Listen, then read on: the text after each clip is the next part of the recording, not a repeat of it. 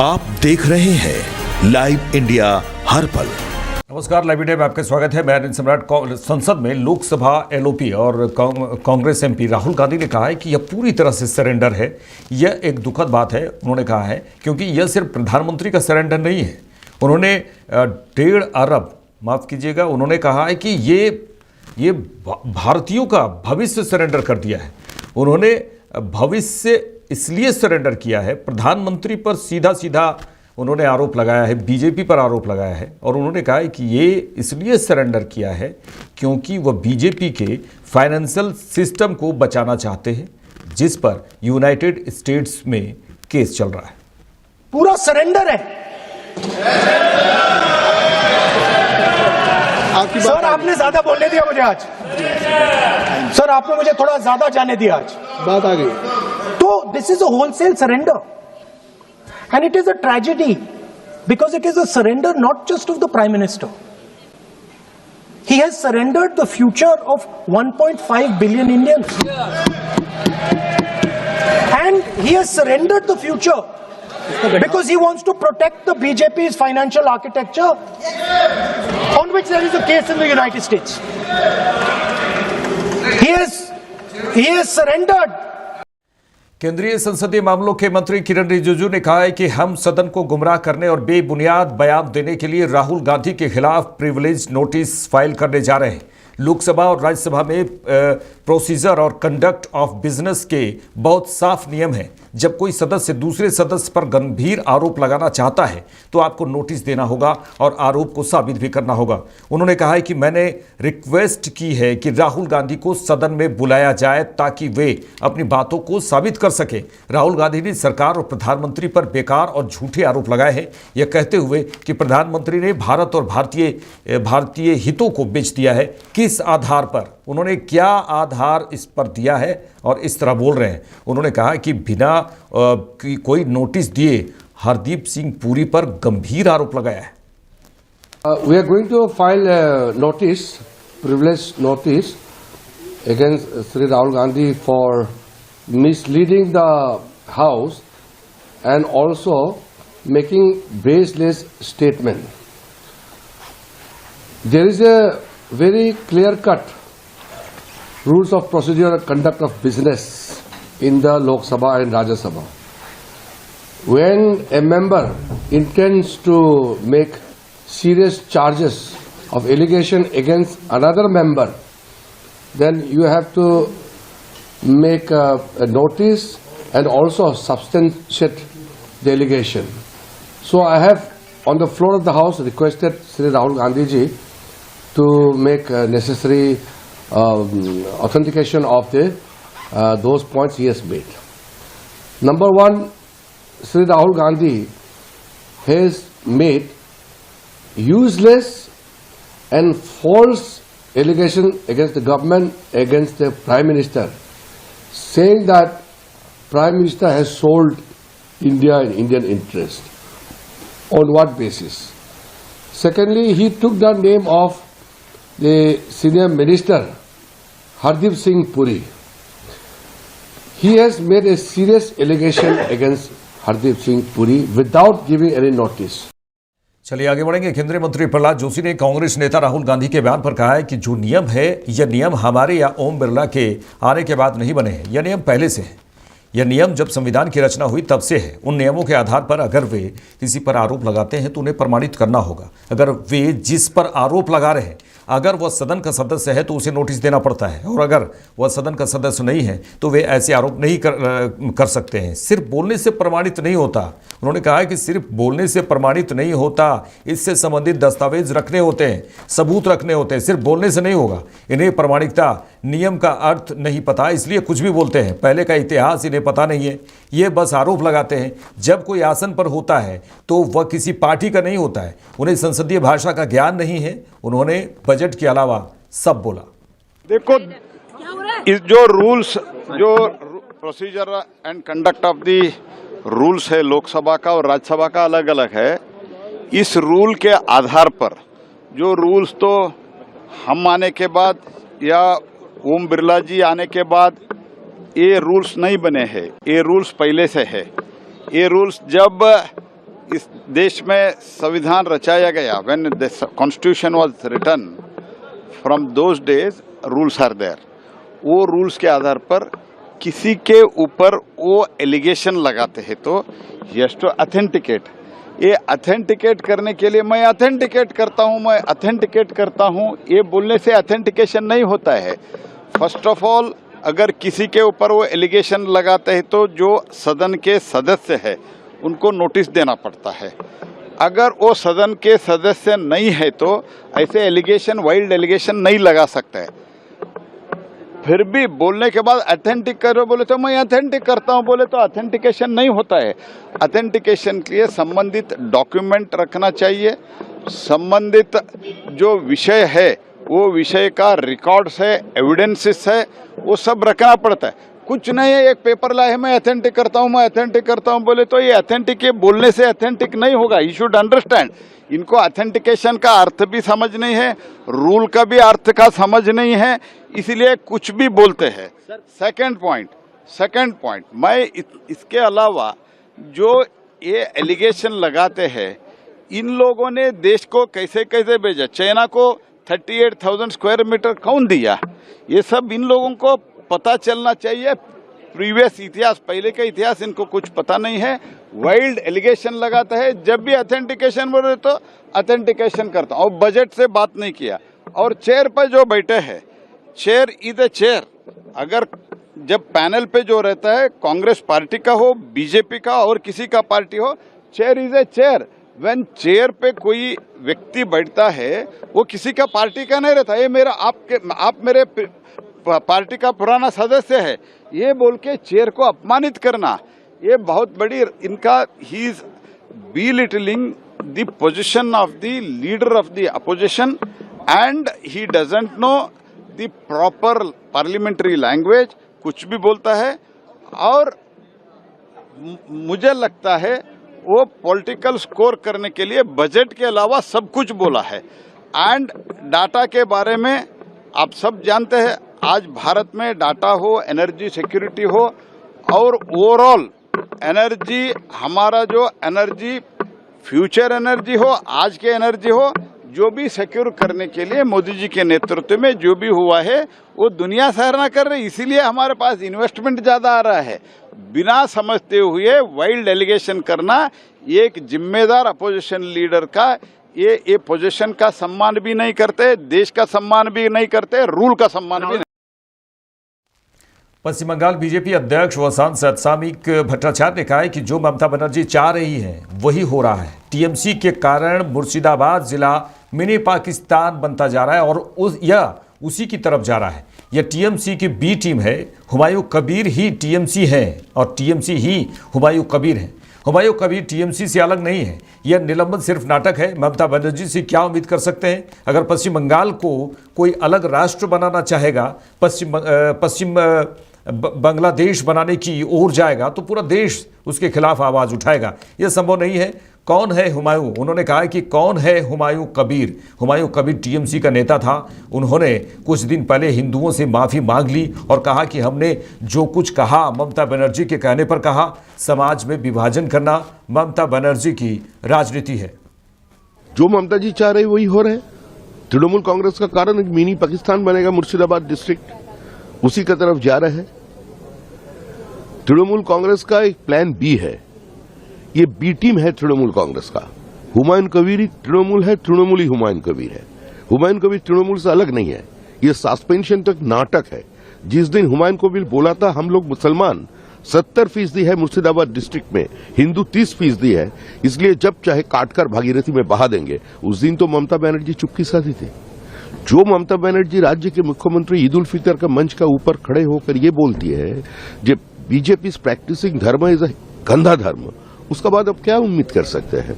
पूरा हिंदुस्तान टूट पड़ेगा। अगर पश्चिम बंगाल को कोई अलग राष्ट्र बनाना चाहेगा, अगर पश्चिम बंगाल को पश्चिम बांग्लादेश बनाने की ओर ले जाना चाहेगा कोई, तो पूरा देश उसका खिलाफ आवाज उठाएगा। ये संभव नहीं है, वो बना के दिखाए एक बार। लेकिन कांग्रेस और दूसरी पार्टी के लोग ये कह रहे हैं कि ये तो बीजेपी का बी टीम है, सब बीजेपी का प्लान है। कोई बीजेपी का के लिए इस तरीके से हुमायूं कबीर कौन है? हुमायूं कबीर। हुमायूं कबीर तृणमूल कांग्रेस का नेता था।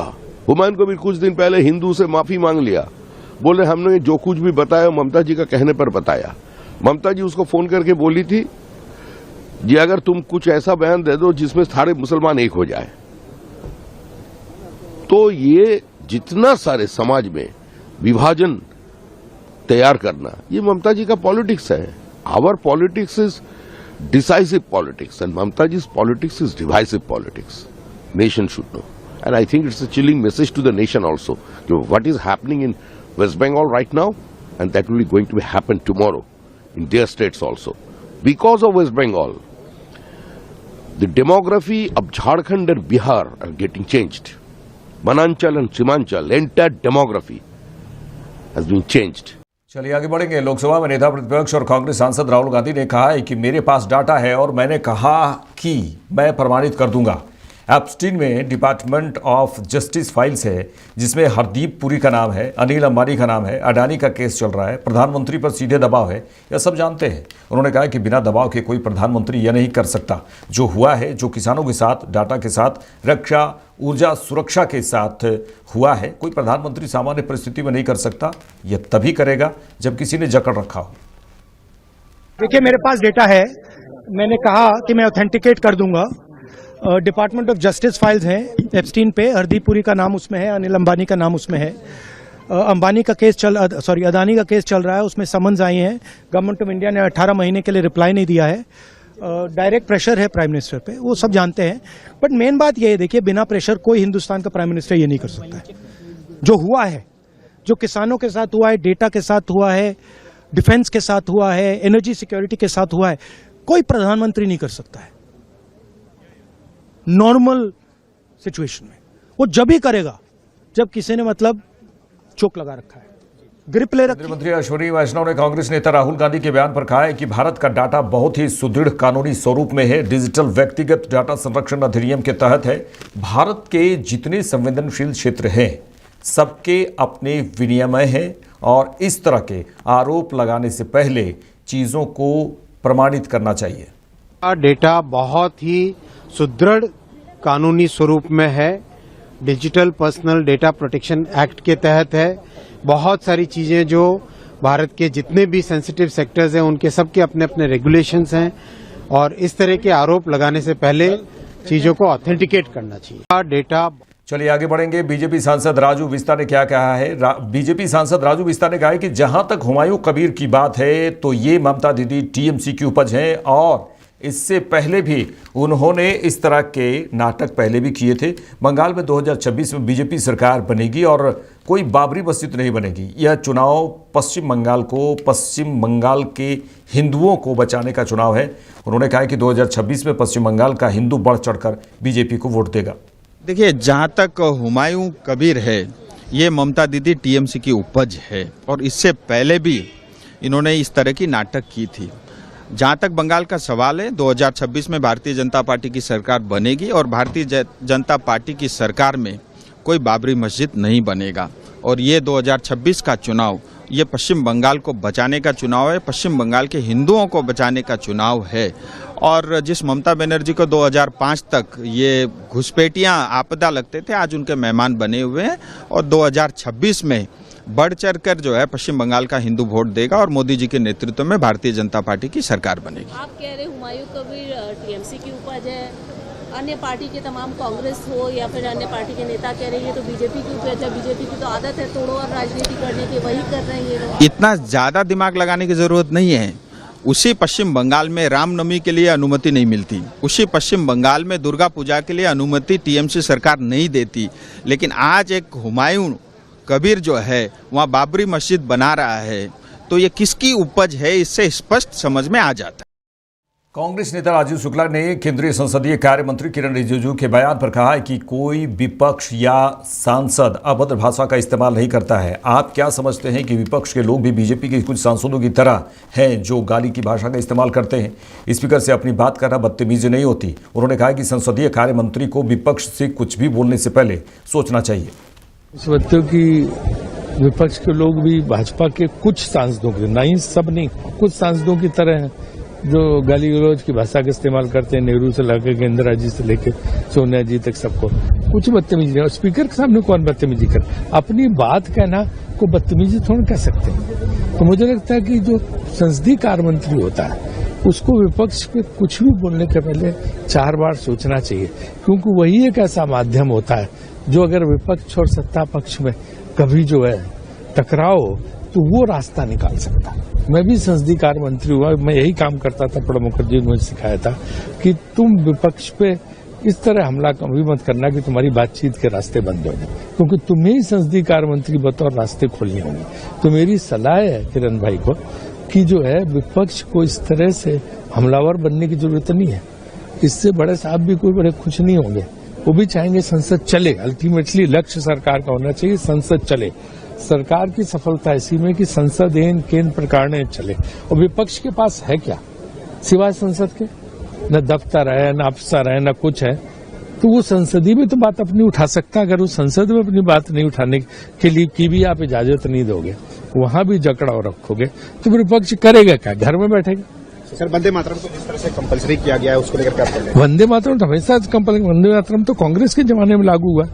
ये हर दूसरे की चीज छीनने की आदत जो है ये गलत है।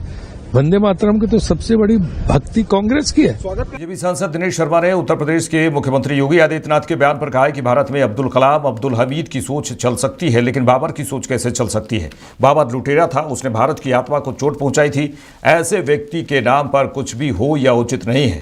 मस्जिद मंदिर पवित्र जगह है, मस्जिद बने इसका स्वागत है, लेकिन जो यह बाबरी सोच है उसका भारत में कोई स्थान नहीं। अब दो ये भारत है ना, भारत में अब्दुल कलाम की सोच चल सकती है, अब्दुल हमीद और उस्मान, ब्रिगेडियर उस्मान की सोच चल सकती है, ये बाबर की कहाँ चल सकती है? बाबर की हैसियत तो हमारे वहाँ के जो टहलने वाले आवारा किस्म के जानवर हैं उनसे भी नहीं है। बाबर जो है लुटेरा था, भारत के आत्मा को चोट पहुँचाने वाला था। ऐसे व्यक्ति को मैं समझता हूँ कि नाम पर कोई भी चीज़ हो वो उचित नहीं है। मस्जिद मंदिर ये पवित्र जगह है, मस्जिद बने स्वागत है, लेकिन किसी लुटेरे के नाम पर बने ये तो खुद उनका धर्म इसकी इजाज़त नहीं देता। और मैं समझता हूँ कि जो बाबरी सोच है उसका भारत उसमें कोई स्थान नहीं है। 119 लोगों ने अपोजिशन एमपीज ने जो है नो कॉन्फिडेंस मोशन पे साइन किया, इसको आप ये उनके खिलाफ जो अविश्वास जनता का बढ़ रहा था उसका ये प्रतिफल है कि वो जान के दूसरी तरफ उसको डाइवर्ट करना चाहते हैं। आदरणीय ओम बिरला जी ऐसा सौम्य, संविधान विज्ञ, समर्पित, मृदुभाषी, मैं समझता हूँ लोकसभा अध्यक्ष पहली बार यहाँ पर इस प्रकार से आया है। तो ये लोकसभा में विपक्ष के नेता राहुल गांधी के बयान पर केंद्रीय मंत्री गिरिराज सिंह ने कहा है कि मैं सुन रहा था, मेरा दुर्भाग्य था कि मैं सदन में नहीं था। या तो विपक्ष के नेता को ज्ञान नहीं है, विपक्ष के नेता को ज्ञान नहीं है, या झूठ बोलने का ठेका ले लिए। उन्होंने कहा है कि निर्यात में भ्रम फैला रहे हैं। 18% से मेरे उद्योग को बहुत सारे फायदे होंगे। उद्योग से जाकर पूछ लीजिए कि ये किस उद्योग की बात कर रहे हैं जिससे इन्होंने बात किया, ये भ्रम फैला रहे हैं। इन्होंने कपास की बात की, आपकी सरकार में एमएसपी 3000 थी। उन्होंने कहा है कि आपकी सरकार में एमएसपी 3000 थी, हमने 8000 एमएसपी दी। टेक्सटाइल मैं सुन रहा था, मेरा दुर्भाग्य था कि मैं हाउस में नहीं था। या तो एलओपी को ज्ञान नहीं है या झूठ बोलने का ठेका ले लिया है। जब ट्रेड वॉर चल रहा था पिछले साल,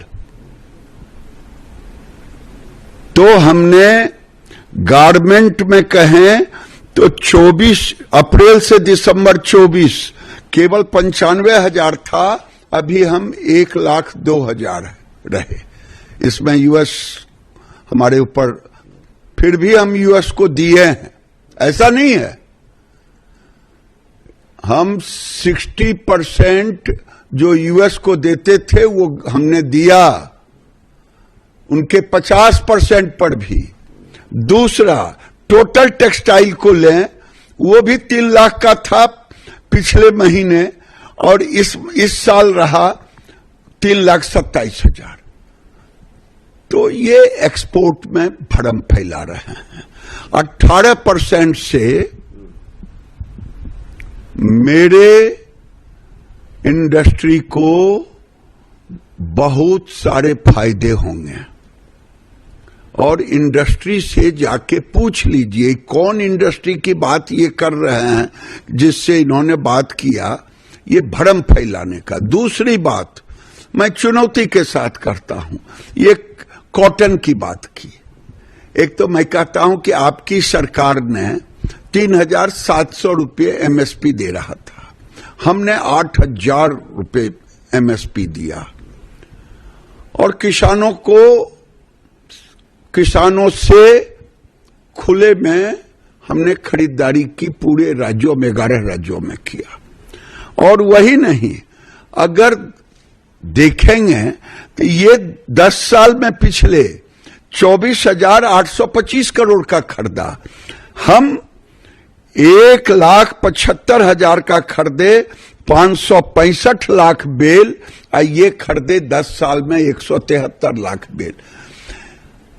मैं चुनौती के साथ कह रहा हूं कि हमारे पास जो कॉटन होते हैं लगभग 35 लाख बेल हम कम पैदा कर रहे हैं। और इसको बढ़ाने के लिए, यील्ड बढ़ाने के लिए मोदी जी ने कॉटन मिशन लाया है 5,000 करोड़ का। तो न किसानों को नुकसान है, न इंडस्ट्री को नुकसान है राहुल गांधी को। वो भ्रम फैला करके ये अपनी बात कह रहे हैं। हम तो हर साल इंपोर्ट कर रहे हैं कॉटन। इस बार तो हमने यहां के इंडस्ट्री के लिए दिसंबर तक क्यूसीओ भी हटा दिया, जो 11% एमआईपी टैक्स लग रहा था। ये झूठ के खेती करते हैं, ऐसे आदमी के ऊपर भरोसा अब टूट गया। बीजेपी सांसद कंगना रनौत ने कहा है कि ओम बिरला सदन में आ नहीं रहे, पूरा माहौल अंदर बहुत कड़वा होता जा रहा है, ये इतना शोर मचा रहे हैं। उन्होंने विपक्ष पर सीधे निशाना साधा है और कहा है कि बहुत ज़्यादा शोर मचा रहे हैं। और उन्होंने ये भी कहा कि कल जब संसद ठीक चली तो आज कह रहे हैं कि ये 6 लाइनें क्यों, जबकि वंदे मातरम पर चर्चा हो चुकी है, इन्होंने भी इसमें हिस्सा लिया था। एक कड़वापन है, उन्होंने कहा है कि एक कड़वापन है इनमें कि हम कैसे हार सकते हैं। सीधे विपक्ष पर उन्होंने निशाना साधा है। वो तो मैंने आपको कहा ही था कल के उन्होंने जो है आज देखिए अभी बिरला जी आ नहीं रहे हैं, तो अब मुझे लगता है कि पूरा जो माहौल है बहुत ज़्यादा घृणा भरा, बहुत ज़्यादा बिटर और एक तरीके से आप कह सकते हैं कि पॉइजनस होता जा रहा है अंदर। अभी आप देखेंगे इतना शोर मचा रहे हैं कि हमें वो स्कूल डेज भी भूल गए, जब टीचर के जाते ही जो एक बिल्कुल बदहवास हो जाना, बिल्कुल इतना चिल्ला रहे हैं। और कल जब संसद भवन ठीक चला तो आज कह रहे हैं कि ये 6 लाइनें जो, जबकि इस पे चर्चा हो चुकी है, वंदे मातरम पे चर्चा हो चुकी है, इन्होंने भी बहुत गुणगान इसके करे। तो मैं कहूँगी कि ये एक तरह से बिटरनेस है कि एंटाइटलमेंट के बाद बिटरनेस है कि हमारी सरकार, हम कैसे हार सकते हैं तभी तो इस तरह के करतूत। मेरे साथ इस बुलेटिन में इतना ही। देश दुनिया की तमाम खबरों के लिए देखते रहिए लाइव इंडिया। नमस्कार।